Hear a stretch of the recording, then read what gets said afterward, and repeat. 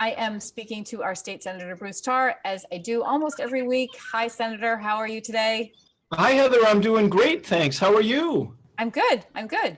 And Good. we have had a long-standing saga, you called it, with Governor Baker's vetoes. So Yes. where do we stand now of the budget? I'm sorry.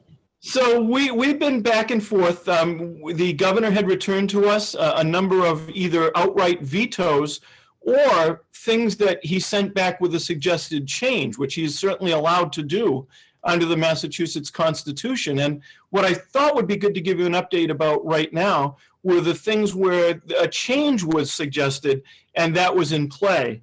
And so altogether, there were about 16 of those, and the governor has signed 6 of them. So we collectively, as a legislature, overrode him. And on 6 of those matters, he is agreeing with the legislature. He's accepting the version that we sent him. And on 10 of those matters, he just issued an outright veto. So yesterday we got the message that of the 16 things that were in play, 10 got vetoed and 6 are getting signed. And I'm really happy that one of the things that's getting signed is something that we had a bit of a back and forth about, which is an amendment that I had offered in the Senate version of the budget, which got included in the final conference committee report relative to the task force on hate crimes. And the governor had sent that back with an amendment. We did not agree with that amendment. We kept with the language that I had offered, and we got word yesterday that the governor was going to sign it. So I'm really happy about that. This was a case where the governor definitely agreed with what we were trying to do. He had a little bit of a different idea on how to execute the idea, but the bottom line is we are now going to have in statute in Massachusetts a permanent hate crimes task force, and I'm really pleased about that. And just to give you a little bit of background, Heather, Governor Weld had actually done by executive order a task force to look at hate crimes back in 1991, which was actually the first year I came into the legislature. I was in the House back then. But it's never been formalized. It's always been an executive order ad hoc kind of a group. And that's not to suggest it hasn't been important, but to the contrary, I would suggest it is so important, it needs to be made permanent. And now it is. Now it will be on the books of the Commonwealth into perpetuity. And the changes that I had suggested that we make in making it permanent were largely about expanding the number of people that were on it and their qualifications, if you will, or their perspective. And so we now will have 20 members on this task force. And importantly, and this had never happened before, there will be legislators. And so, for instance, I will have an appointment. House Minority Leader Brad Jones will have an appointment. There are a couple of committees in the legislature that have a bearing on these issues. The chairs of those committees will now be on the task force. So the number of members is getting broader. The perspective is getting deeper. And the fact is, this is now going to be a permanent part of our state government. That is really wonderful. So I really congratulate you and thank you for making this happen. My question is, what will the task force do? So that is a good question. So the idea is that they will survey the landscape and understand what's happening with regard to hate crimes. And they're required to meet periodically. They can't abstain from meeting. They have to meet at least 3 times a year. They have to produce an annual report.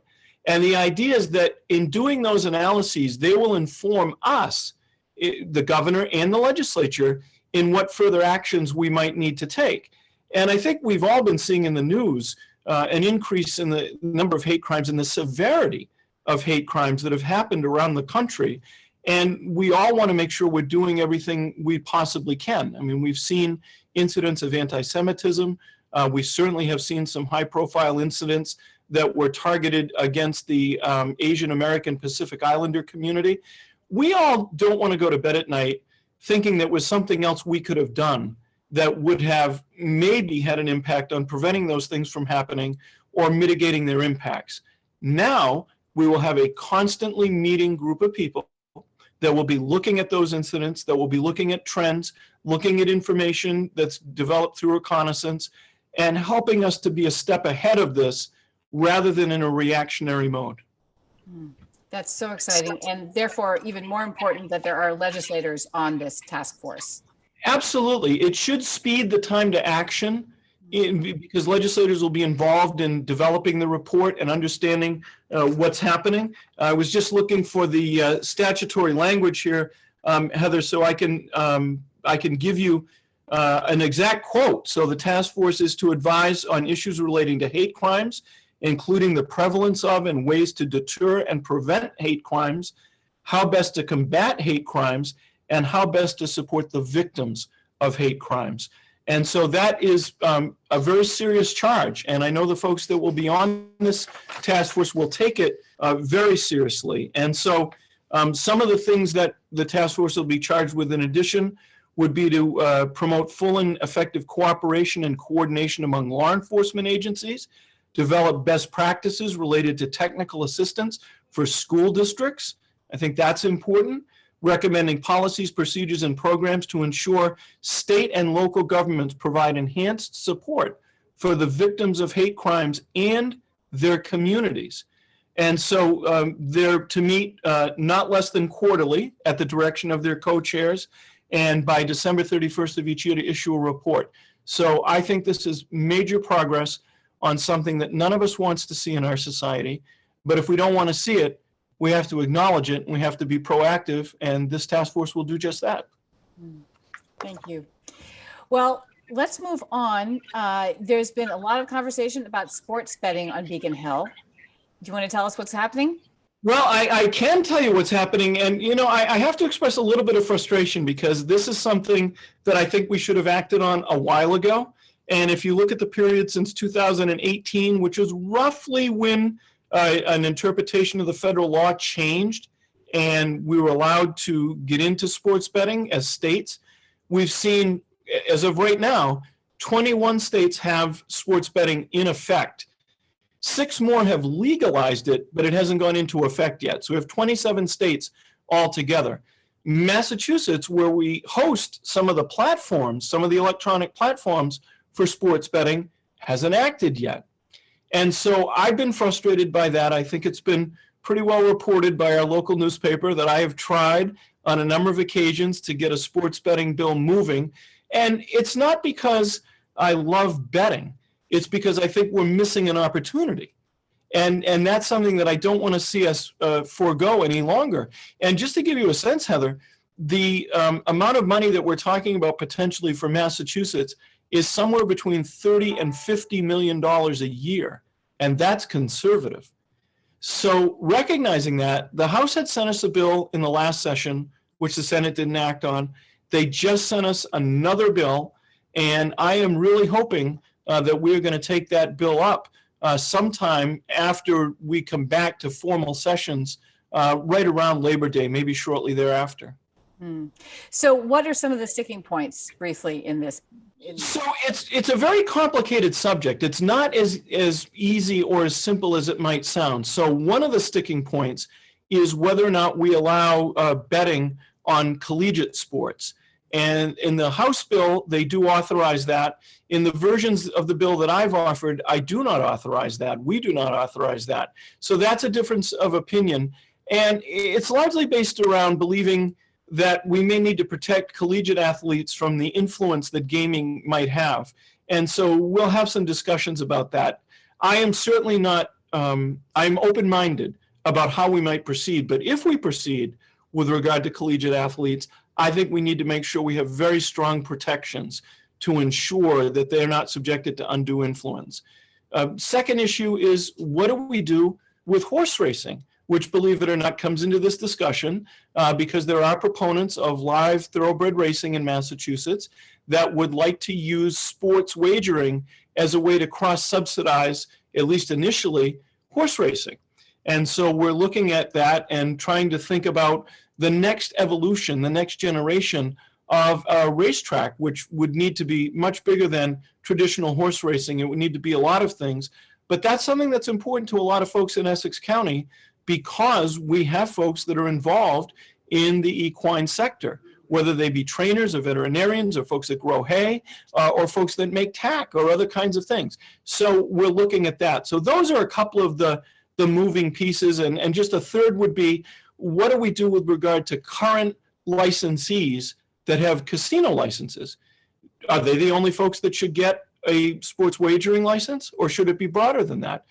In our bill, we come down, and when I say ours, it's the bill that I've offered with other co-sponsors, we come down on the side of expanding it so that there could be other entrants into the area. And then the last thing I would say is we need to be very careful about defining what can be the subject of wagering. And so we've heard from the leagues, the NFL, the NHL, the NBA, Major League Baseball, that it's very important that we not allow folks to bet on some things, like whether or not someone's sprained ankle will be healed in time for them to pitch, or whether or not they might not be able to play a certain number of minutes in a particular game. It's really important to have categories of betting that are legitimate and not things that are, for lack of a better word, sort of whimsical. And so there's a lot to this. And in fact, it was, I believe, about 2 years ago now, certainly before the state of emergency was declared, Representative Ferranti and I were invited by the Celtics to go down to TD Garden and to see what goes into the information stream for professional basketball and how that information is controlled so that it can't be contaminated or corrupted. And it's absolutely fascinating. And so any bill that we do in the end has to have the right protections and has to take into account all of those considerations and more that I just mentioned. So because I know almost nothing about betting, and I think I read this legislation would only apply to regulated places where this betting can happen, right? Like the little guy, the bookie down the street who I knew, I knew he was that guy in the North End. We're not talking about him, right? We're not talking about little mom and pop places, right? We are not. In fact, what we're actually talking about are folks that are fully vetted and fully licensed and subject to very strict regulation through the Massachusetts Gaming Commission, so that we do have legitimacy in the endeavor, and it isn't something that's conducted in a back alley where there are no consumer protections and no protections around the integrity of the betting process. And that's another plus for this legislation, right? It absolutely is. And that's why we've taken a lot of time. I would argue we've taken too much time, but we're taking a lot of time to make sure that we do this right, so that we can make sure that consumers are protected, that athletes are protected, and that we have a form of gaming that generates state revenue, but one that doesn't do so at the expense of the integrity of the process. I always ask this question, but I'm always curious. Is there a state that's doing it right that you are using as a model for this legislation? Well, I can't really say that there's one state that we've looked at and said, this is the state. In fact, the legislation that I've been offering is actually a combination of what various states are doing. And that legislation is largely based on a bill that was put forward by Governor Baker. So we started with that, with my bill, and then we added some things and we changed some things.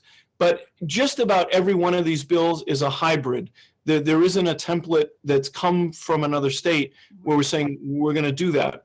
But I would point out that New Hampshire has been doing this successfully and so far has realized about $20 million in revenue as of a couple of days ago. So I could get on the list and tell you, but New York and New Jersey obviously have made the most money from this in terms of tax revenue, but there are lots of different states that are doing it.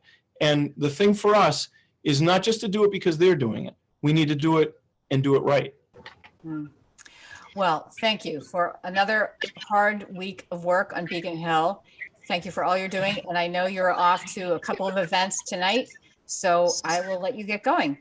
Well, I appreciate that. I think anybody that's had to commute from Cape Ann to Boston knows what traffic can be like. It started to come back post-pandemic, or hopefully post-pandemic. So I need to leave the State House here to get back to our area very soon. I've got one event in Topsfield, another one on Cape Ann. So thank you for that. And hopefully I'll be able to get there on time for both things.